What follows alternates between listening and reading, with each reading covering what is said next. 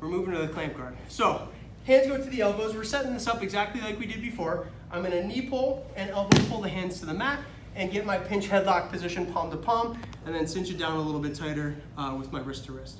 From here, I'm gonna pivot out to the side, so foot down to the mat, and I shift to my side scissor position. From side scissor, I'll bring my arm around. If a lot of the things we were working on, say for example, Trey forces my shoulders back flat to the mat, and I go for my flower sweep, but that doesn't quite work. What I like to do from here is pivot my arm around the head and get a frame on the face. This frame on the face makes it really easy for me to shrimp back out to the side and get kind of a little bit of distance in between he and I. And now I can move to my clamp guard. So my top knee will come up to the back of the shoulder. My bottom foot is gonna go to the hip here, and I'm gonna pinch my knees together. Now, from here, I really like to attack this first. I go straight into my arm bar. So my hands go from like framing the face where I'm kind of pushing Trey away. I'm gonna slide down and catch his wrist in my ear and shrug my shoulder, kind of like I'm talking on an old school phone. And then my top arm is gonna slide down the arm, and I'm just gonna try and find like the notch of the elbow. Once I find the notch of the elbow, I can then grab my own elbows. And for the finish, this is kind of a little bit of a weird thing, and so I'll go slowly for Trey here so I'm not like reefing on his arm. But I'm gonna start to roll forward up onto my shoulder, and then I'm gonna pull my hips backwards and crunch my forehead forward. It's really weird because I feel like I wanna apply pressure up and down, but really we're kind of applying pressure side to side. And it's very unusual, but once you do that, this is a really powerful armbar. So once again, I'm kind of biting down on the elbow with my top arm.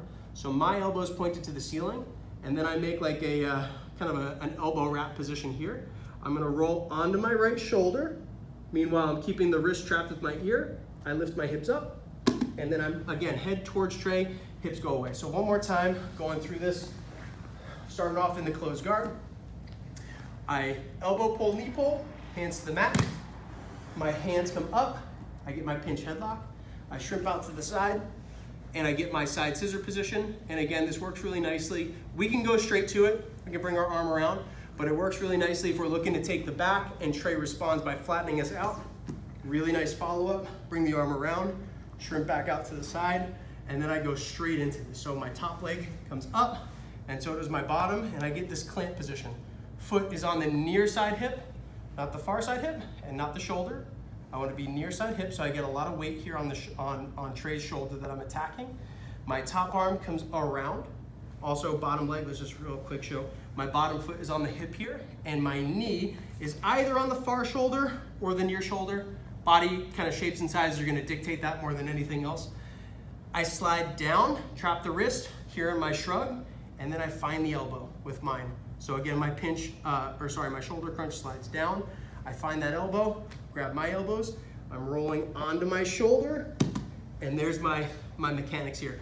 Head towards Trey, butt flares away. So once again, straight arm lock, kind of fitting within this whole system of the pinch headlock that we've been working on from closed guard.